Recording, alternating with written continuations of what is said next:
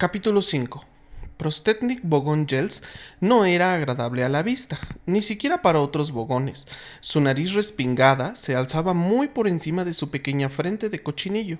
Su elástica piel de color verde oscuro era lo bastante gruesa como para permitirle jugar a la política de administración pública de los bogones y hacerlo bien, y era lo suficientemente impermeable como para que pudiera sobrevivir indefinidamente en el mar hasta una profundidad de 300 metros sin que ello le produjera efectos nocivos. No es que fuese alguna vez a nadar, por supuesto, sus múltiples ocupaciones no se lo permitían. Era así porque hacía billones de años cuando los bogones salieron de los primitivos mares estancados de Bogosfera y se tumbaron jadeantes en las costas vírgenes del planeta, cuando los primeros rayos del brillante y joven Bogosol los iluminaron aquella mañana. Era así porque hacía billones de años cuando los bogones salieron de los primitivos mares estancados de Bogosfera y se tumbaron jadeantes y sin aliento en las costas vírgenes del planeta, cuando los primeros rayos del brillante y joven Bogosol los iluminaron aquella mañana. Fue como si las fuerzas de la evolución los hubieran abandonado allí mismo, volviéndoles la espalda disgustada y volviéndolos como a un error repugnante y lamentable. No volvieron a evolucionar, no debieron haber sobrevivido. El hecho de que sobrevivieran es una especie de tributo a la obstinación, a la fuerte voluntad y a la deformación cerebral de tales criaturas. ¿Evolución?, se dijeron a sí mismos. ¿Quién la necesita? Y lo que la naturaleza se negó a hacer por ellos, lo hicieron por sí mismos hasta el momento en que pudieron rectificar las groseras inconveniencias anatómicas por medio de la cirugía. Entretanto, las fuerzas naturales del planeta Bogosfera habían hecho horas extraordinarias para remediar su equivocación anterior. Produjeron escurridizos cangrejos, centelleantes como gemas, que los bogones comían aplastándoles los caparazones con mazos de hierro, altos árboles anhelosos, de esbeltez y colores increíbles, que los bogones talaban y encendían para asar la carne de los cangrejos, elegantes criaturas semejantes a gacelas, de pieles sedosas y ojos virginales que los bogones capturaban para sentarse sobre ellas. No servían como medio de transporte porque su columna vertebral se rompía al instante, pero los bogones se sentaban sobre ellas de todos modos. Así pasó el planeta Bogosfera los tristes milenios hasta que los bogones descubrieron de repente los principios de los viajes interestelares. Al cabo de unos breves años bogones, todos los habitantes del planeta habían emigrado al grupo de Megabrantis, el eje político de la galaxia, y ahora formaban el espinazo, enormemente poderoso, de la administración pública de la galaxia. Trataron de adquirir conocimiento, intentaron alcanzar estilo y elegancia social, pero en muchos aspectos los bogones modernos se diferenciaban poco de sus ancestros primitivos. Todos los años se importaban 27,000 escurridizos cangrejos centelleantes como gemas y pasaban una noche feliz emborrachándose y aplastándolos hasta hacerlos pedacitos con mazos de hierro. Prostetnik Bogón Gels era un bogón de lo más típico, en el sentido que era absolutamente vil. Además, no le gustaban los autoestopistas.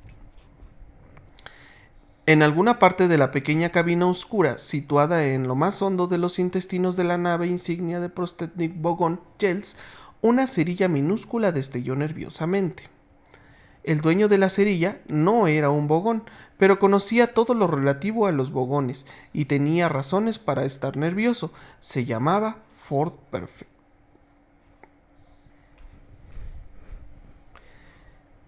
Echó una ojeada a la cabina, pero no pudo ver mucho. Aparecieron sombras extrañas y monstruosas que saltaban al débil resplandor de la llama, pero todo estaba tranquilo. Dio las gracias en silencio a los Dentrasis. Los Dentrasis son una tribu indisciplinable de Gormans, un grupo revoltoso pero simpático que los bogones habían contratado recientemente como cocineros y camareros en sus largas flotas de carga, con la estricta condición de que se ocuparan de sus propios asuntos. Eso les convenía a los Dentrasis, porque les encantaba el dinero bogón, que es la moneda más fuerte del espacio. Pero odiaban a los bogones, solo les gustaba ver una clase de bogones, los bogones incomodados. Por esa pequeña información era por lo que Ford Perfect no se había convertido en un soplo de hidrógeno, ozono y monóxido de carbono. Oyó un leve gruñido. A la luz de la cerilla vio una densa sombra que se removía ligeramente en el suelo. Rápidamente apagó la cerilla. Buscó algo en el bolsillo, lo encontró y lo sacó. Lo abrió y lo sacudió. Se agachó en el suelo. La sombra volvió a moverse. He comprado cacahuates, anunció Ford Perfect. Arthur Dent se movió y volvió a gruñir, murmurando en forma incoherente. Toma unos cuantos, le apremió Ford, agitando de nuevo el paquete. Si nunca has pasado antes por un rayo de traslación de la materia, probablemente habrás perdido sal y proteínas. La cerveza que bebiste habrá almohadillado un poco de tu organismo. ¿Dónde? Masculló Arthur Dent, abrió los ojos y dijo, está oscuro. Sí, convino Ford Perfect, está oscuro. No hay luz, dijo Arthur Dent. Está oscuro, no hay luz. Una de las cosas que a Ford Perfect le había costado más trabajo entender de los humanos era su costumbre de repetir y manifestar continuamente lo que era a todas luces muy evidente, como hace buen día, es usted muy alto, oh válgame Dios, parece que te has caído a un pozo de 10 metros de profundidad, ¿estás bien? Al principio, Ford elaboró una teoría para explicarse esa conducta extraña. Si los seres humanos no dejan de hacer ejercicio con los labios, pensó, es probable que la boca se les quede agarrotada. Tras unos meses de meditación y observación, rechazó aquella teoría en favor de una nueva. Si no continúan haciendo ejercicio con los labios, pensó, su cerebro empieza a funcionar. Al cabo de un tiempo, la abandonó, considerando que era embarazosamente cínica, y decidió que después de todo le gustaban mucho los seres humanos, pero siempre le preocupó extremadamente la tremenda cantidad de cosas que desconocían. Sí, convino con Arthur, dándole unos cacahuates y preguntándole, ¿cómo te encuentras? Como una academia militar, contestó Arthur. Tengo partes que siguen desmayándose. Ford lo miró desconcertado en la oscuridad. Si te preguntara dónde demonios estamos, inquirió Arthur con voz débil, ¿lo lamentaría? Estamos sanos y salvos, respondió Ford levantándose. Pues muy bien, dijo Arthur. Nos hallamos en un pequeño departamento de la cocina de una de las naves espaciales de la flota constructora Bogona, le informó Ford. Ah, comentó Arthur. Evidentemente se trata de una aceptación un tanto extraña de la expresión sanos y salvos que yo desconocía. Ford encendió otra cerilla con la idea de encontrar un interruptor de luz. De nuevo vislumbró sombras monstruosas que saltaban. Arthur se puso en pie con dificultad y se abrazó aprensivamente. Formas repugnantes y extrañas parecían apiñarse a su alrededor. El ambiente estaba cargado de olores húmedos que le entraban en los pulmones tímidamente, sin identificarse, y un zumbido sordo e irritante le impedía concentrarse. ¿Cómo hemos venido a parar aquí?, preguntó estremeciéndose ligeramente. Hemos hecho autostop, le contestó Ford. ¿Cómo?, exclamó Arthur. ¿Quieres decirme que hemos puesto el pulgar y un monstruo de ojos verdes de sabandija ha sacado la cabeza y ha dicho: «Hola chicos, subid, os puedo llevar hasta la desviación de Basingstoke»? Pues bueno, dijo Ford, el pulgar es un aparato electrónico de señales sub-beta. La desviación es la de la estrella Bernard, a 6 años luz de distancia. Aparte de eso, es más o menos exacto. ¿Y el monstruo de ojos verdes de sabandija? Es verde, sí. Muy bien, dijo Arthur. ¿Cuándo puedo irme a casa? No puedes, dijo Ford Perfect, encontrando el interruptor de la luz. Lo encendió advirtiendo a Arthur: tápate los ojos. Incluso Ford se sorprendió. ¡Santo cielo!, exclamó Arthur. ¿Así es el interior de un platillo volante? Prostetnik Bogón-Jeltz inclinó su desagradable cuerpo verde sobre el puente de mando. Siempre sentía una vaga irritación tras demoler planetas habitados. Deseaba que llegara alguien a decirle que había sido una equivocación para que él pudiera gritarle y sentirse mejor. Se dejó caer tan pesadamente como pudo sobre su sillón de mando, con la esperanza de que se rompiera y así tener algo por lo que enfadarse de verdad. Pero solo dio una especie de crujido quejoso. «¡Márchate!», gritó al joven guardia Bogón que acababa de entrar en el puente. El guardia desapareció al instante, sintiéndose bastante aliviado. Se alegró de no ser él quien le entregaba el informe que acababa de recibir. El informe era una comunicación oficial que hablaba de una maravillosa y nueva nave espacial que en aquellos momentos se presentaba en una base de investigación gubernamental en Damogran y que en lo sucesivo harían innecesarias todas las rutas hiperespaciales directas. Se abrió otra puerta, pero esta vez el capitán Bogón no gritó porque era la puerta de las cocinas donde los Dentrasis le preparaban las viandas. Una comida sería recibida con el mayor beneplácito. Una enorme criatura peluda atravesó de un salto el umbral con la bandeja del almuerzo. Sonreía como un maniático. Prostetnik Bogón-Jeltz quedó encantado. Sabía que cuando un Dentrasis parecía tan contento, algo pasaba en alguna parte de la nave que a él le haría enfadarse mucho. Ford y Arthur miraron a su alrededor. Bueno, ¿qué te parece?, inquirió Ford.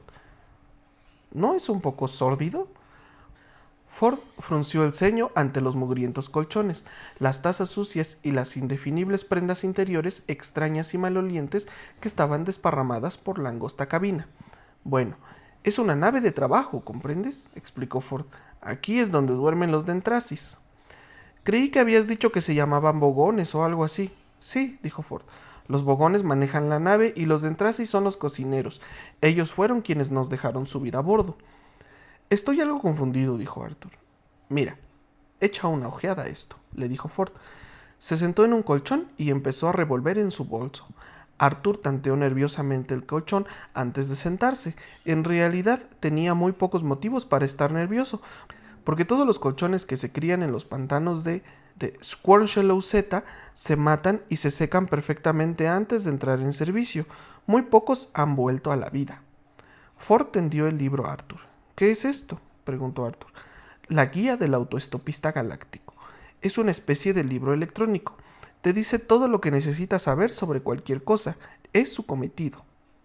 Arthur le dio nerviosas vueltas en las manos. Me gusta la portada, comentó. No se asuste. Es la primera cosa útil e inteligente que me han dicho en todo el día. Voy a enseñarte cómo funciona, le dijo Ford. Se lo quitó de las manos a Arthur, que lo sostenía como si fuera una alondra muerta 2 semanas atrás, y lo sacó de la funda. Mira, se aprieta este botón, la pantalla se ilumina y te da el índice. Se encendió una pantalla de 7,5 centímetros por 10 y empezaron a revolotear letras por su superficie. ¿Que quieres saber cosas de los bogones? Pues programas el nombre de este modo. Pulsó con los dedos unas teclas más y ahí lo tenemos. En la pantalla destellaron en letras verdes las palabras Flotas Constructoras Bogonas. Ford apretó un ancho botón rojo en la parte inferior de la pantalla y las palabras se empezaron a serpentear por su superficie. Al mismo tiempo, el libro comenzó a recitar el artículo con voz tranquila y medida. Esto es lo que dijo el libro. Flotas constructoras bogonas. Esto es lo que tiene que hacer si quiere que le lleve un bogón. Olvidarlo. Son una de las razas más desagradables de la galaxia. No son realmente crueles, pero tienen mal carácter. Son burocráticas, entrometidas e insensibles. Ni siquiera moverían un dedo para salvar a su abuela de la voraz bestia Bullblatter de Thrall, a menos que recibieran órdenes firmadas por triplicado, acusaran recibo, volverían a enviarlas, hicieran averiguaciones, las perdieran, las encontraran, las sometieran a investigación pública, las perdieran de nuevo y finalmente las enterraran bajo suave turba para luego aprovecharlas como papel para encender la chimenea. El mejor medio para que un bogón invite a una copa es meterle un dedo en la garganta, y la mejor manera de hacerle enfadar es entregar a su abuela a la voraz bestia Bugblatter de Thrall para que se la coma. De ninguna manera deje que un bogón le lea poesía. Arthur pestañeó. ¿Qué libro tan extraño? ¿Cómo hemos conseguido que nos lleven entonces? Esa es la cuestión. No está actualizado, dijo Ford, volviendo a guardar el libro dentro de su funda. Yo realizo la investigación de campo para la nueva edición revisada, y una de las cosas que tengo que incluir es que los bogones contratan ahora a cocineros de Dentrasis, lo que nos da a nosotros una pequeña oportunidad bastante útil. Una expresión de sufrimiento surgió en el rostro de Arthur. ¿Pero quiénes son los Dentrasis?, preguntó. Unos tíos estupendos, contestó Ford. Son los mejores cocineros y los que preparan las mejores bebidas, y les importa un pito todo lo demás. Siempre ayudan a subir a bordo a los autoestopistas, en parte porque les gusta la compañía, pero principalmente porque eso les molesta a los bogones. Exactamente es lo que necesita saber un pobre autoestopista que trata de ver las maravillas del universo por menos de $30 saltarianos al día. Y ese es mi trabajo. ¿Verdad que es divertido? Arthur parecía perdido. Es maravilloso, dijo frunciendo el ceño y mirando a otro colchón. Lamentablemente, me he quedado en la Tierra mucho más tiempo del que pretendía, dijo Ford. Fui por una semana y me quedé 15 años. Pero, ¿cómo fuiste a parar ahí? Fácil, me llevó un pesado. ¿Un pesado? Sí, ¿y qué es? ¿Un pesado? Los pesados suelen ser niños ricos sin nada que hacer.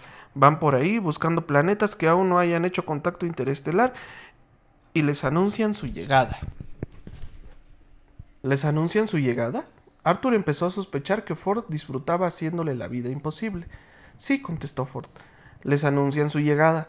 Buscan un lugar aislado donde no haya mucha gente. Aterrizan junto a algún pobrecillo inocente a quien nadie va a creer jamás y luego se pavonean delante de él llevando unas estúpidas antenas en la cabeza y haciendo bip, bip, bip. Realmente es algo muy infantil. Ford se tumbó de espaldas en el colchón con las manos en la nuca y aspecto de estar enojosamente contento consigo mismo. Ford, insistió Arthur, no sé si te parecerá una pregunta tonta, pero ¿qué hago yo aquí? Pues ya lo sabes, respondió Ford. Te he rescatado de la Tierra. ¿Y qué le ha pasado a la Tierra? Pues que la han demolido. La han demolido, repitió monótonamente Arthur. Sí, simplemente se ha evaporado en el espacio. Oye, le comentó Arthur, estoy un poco preocupado por eso. Ford frunció el ceño sin mirarle y pareció pensarlo. Sí, lo entiendo, dijo al fin. ¿Que lo entiendes? Gritó Arthur. ¿Que lo entiendes? Ford se puso en pie de un salto. Mira el libro, susurró con urgencia. ¿Cómo? No se asuste. No estoy asustado. Sí, lo estás. Muy bien, estoy asustado. ¿Qué otra cosa puedo hacer? Nada más que venir conmigo y pasarlo bien. La galaxia es un sitio divertido. Necesitarás ponerte este pez en la oreja. ¿Cómo dices? Preguntó Arthur en un tono que consideró bastante cortés. Ford sostenía una pequeña jarra de cristal en cuyo interior se veía moverse a un pececito amarillo. Arthur miró a Ford con los ojos entornados. Deseó que hubiera algo sencillo y familiar a lo que pudiera aferrarse. Podría sentirse a salvo si junto a la ropa interior de los Dentrasis, los montones de colchones de Squirrelus y el habitante de Beetlejuice que sostenía un pececillo amarillo proponiéndole que se lo pusiera en el oído, hubiesen podido ver un simple paquetito de copos de avena, pero era imposible y no se sentía a salvo. Un ruido súbito y violento cayó sobre ellos desde alguna parte que Arthur no pudo localizar. Quedó sin aliento, horrorizado ante lo que parecía un hombre que tratara de hacer gárgaras mientras repelía a una manada de lobos. «Shh», exclamó Ford. «Escucha, puede ser importante». ¿Importante? Es el capitán Bogón, que anuncia algo en el tannoy. ¿Quieres decir que así es como hablan los bogones? Escucha. Pero yo no sé bogón, no es necesario, solo ponte el pez en el oído. Con la rapidez del rayo, Ford llevó la mano a la oreja de Arthur, que tuvo la repugnante y súbita sensación de que el pez se deslizaba por las profundidades de su sistema auditivo. Durante un segundo jadeó horrorizado, escarbándose el oído, pero luego quedó con los ojos en blanco, maravillado. Experimentaba el equivalente acústico de mirar el perfil de dos rostros pintados de negro y ver de repente el dibujo de una palmatoria blanca, o de mirar a un montón de puntos coloreados en un trozo de papel y de pronto se resolvieran en el número 6 y sospechar que el oculista le va a cobrar a uno mucho dinero por unas gafas nuevas. Sabía que seguía escuchando las gárgaras ululantes, solo que ahora parecían en cierto modo un inglés absolutamente correcto. Esto es lo que oyó.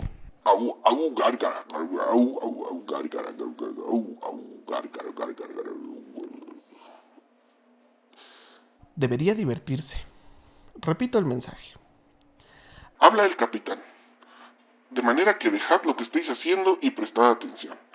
En primer lugar, en los instrumentos veo que tenemos 2 autoestopistas a bordo. Hola, donde quiera que estéis. Solo quiero que quede absolutamente claro que no sois bienvenidos para nada. He trabajado mucho para llegar a donde estoy ahora, y no me he convertido en capitán de una nave constructora bogona solo para hacer con ella servicio de taxi a un cargamento de gorrones degenerados.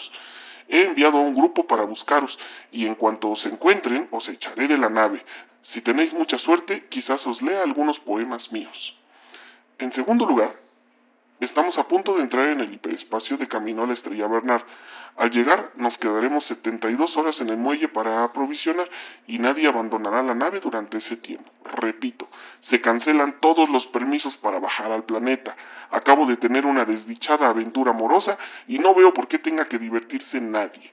Fin del mensaje. Cesó el ruido.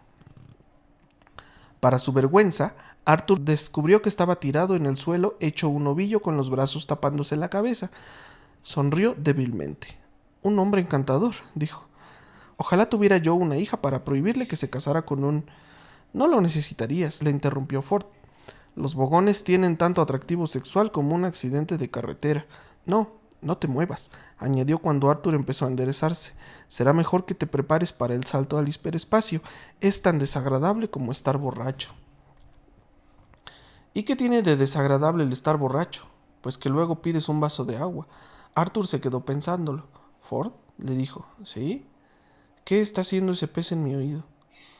Traduce para ti. Es un pez Babel. Míralo en el libro si quieres. Le pasó la guía del autoestopista galáctico y luego se hizo un ovillo, poniéndose en posición fetal para prepararse para el salto. En aquel momento a Arthur se le abrió la tapa de los sesos, sus ojos se volvieron al revés, los pies se le empezaron a salir por las grietas de la cabeza. La habitación se plegó en torno a él, giró y dejó de existir, y él se quedó resbalando en su propio ombligo. Entraban en el hiperespacio. El pez Babel, dijo en voz baja la guía del autoestopista galáctico, es pequeño, amarillo, parece una sanguijuela y es la criatura más rara del universo. Se alimenta de la energía de las ondas cerebrales que recibe, no del que lo lleva, sino de los que están a su alrededor. Absorbe todas las frecuencias mentales inconscientes de dicha energía de las ondas cerebrales para nutrirse de ellas. Entonces, excreta en la mente del que lo lleva una matriz telepática formada por la combinación de las frecuencias del pensamiento consciente con señales nerviosas obtenidas de los centros del lenguaje del cerebro que las ha suministrado. El resultado práctico de todo esto es que si uno se introduce un pez Babel en el oído, puede entender al instante todo lo que se diga en cualquier lenguaje.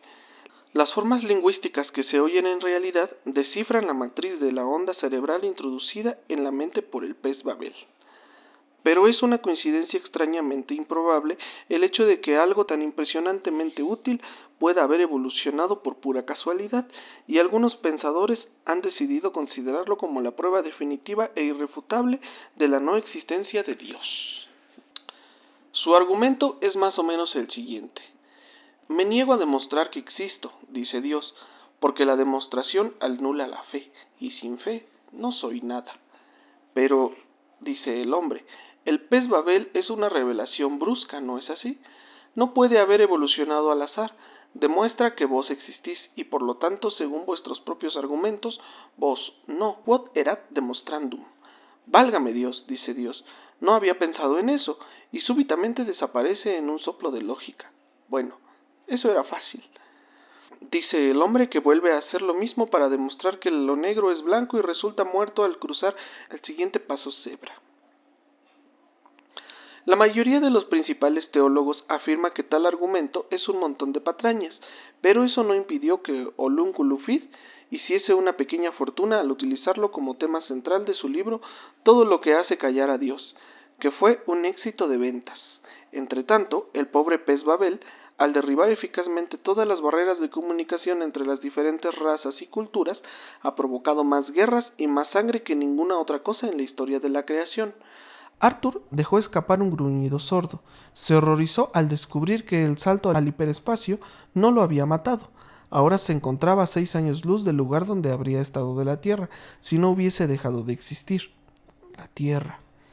Por su mente llena de náuseas vagaban estremecedoras visiones de la Tierra.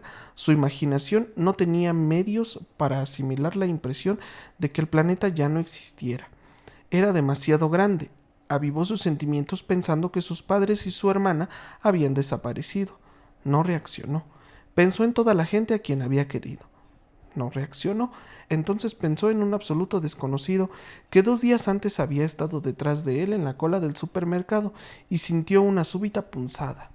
El supermercado había desaparecido, junto con todos los que estaban en él. La columna de Nelson había desaparecido y no se oiría ningún grito porque no había quedado nadie para darlo. De ahora en adelante, la columna de Nelson solo existiría en su imaginación, en su cabeza, encerrada en aquella húmeda y maloliente nave espacial forrada de acero. Le envolvió una oleada de claustrofobia. Inglaterra ya no existía. Eso lo comprendió en cierto modo, lo entendió. Volvió a intentarlo. Norteamérica ha desaparecido, pensó. No pudo hacerse a la idea. Decidió empezar de nuevo por lo más pequeño. Nueva York ha desaparecido. No reaccionó. De todas formas, nunca había creído que existiera la verdad. El dólar se ha hundido para siempre, pensó. Experimentó un leve temblor. Todas las películas de Bogart han desaparecido, se dijo para sí. Eso le produjo un efecto desagradable. McDonald's, pensó. Ya no existen cosas como las hamburguesas de McDonald's. Se desvaneció. Un segundo después, cuando volvió en sí, descubrió que lloraba por su madre. Se puso en pie de un salto violento. ¡Ford! Ford levantó la vista del rincón donde estaba sentado y dejando de canturrear en voz baja, dijo, ¿sí? Si eres un investigador de ese libro y has estado en la Tierra, debes haber recogido datos sobre ella. Bueno, sí, pude ampliar un poco el artículo original. Entonces déjame ver lo que dice esta edición. Tengo que verlo. Sí, muy bien. Se lo volvió a pasar. Arthur lo sostuvo con fuerza y tratando de que le dejaran de temblar las manos, pulsó el registro de la página en cuestión. La pantalla destelló y salieron rayas que se resolvieron en una página impresa. Arthur lo miró fijamente. No hay artículo, estalló. Ford miró por encima del hombro. Sí, lo hay, dijo. Ahí en el fondo de la pantalla, justo debajo de Excéntrica Galumptis, la puta de 3 tetas de Eroticon 6. Arthur siguió el dedo de Ford y vio donde señalaba. Por un momento siguió sin comprender, luego su cerebro estuvo a punto de estallar. ¿Cómo? Inofensiva. Eso es todo lo que tiene que decir. Inofensiva. Una palabra. Ford se encogió de hombros. Hay 100.000 millones de estrellas en la galaxia y los microprocesadores de libros solo tienen una capacidad limitada de espacio y, desde luego, nadie sabía mucho de la Tierra. Por amor de Dios, espero que hayas podido rectificarlo un poco. Pues claro, he podido transmitir al editor un artículo nuevo. Tendrá que reducirlo un poco, pero de todos modos será una mejora. ¿Y qué dirá entonces?, le preguntó Arthur. Fundamentalmente inofensiva, admitió Ford, tosiendo con cierto embarazo. ¡Fundamentalmente inofensiva!, gritó Arthur. ¿Qué ha sido ese ruido?, susurró Ford. Era yo que gritaba, gritó Arthur. No, cállate, exclamó Ford. Creo que estamos en apuros. Al otro lado de la puerta se oían pasos de marcha. ¿Los de Entrasis?, murmuró Arthur. No, son botas con suela de acero, dijo Ford. Llamaron a la puerta con un golpe corto y seco. Entonces, ¿quiénes son?, preguntó Arthur. Pues si tenemos suerte, contestó Ford, solo serán los bogones que vendrán a arrojarnos al espacio. Y si no tenemos suerte, repuso sombríamente Ford, el capitán quizá cumpla su amenaza de leernos primero algunos poemas suyos.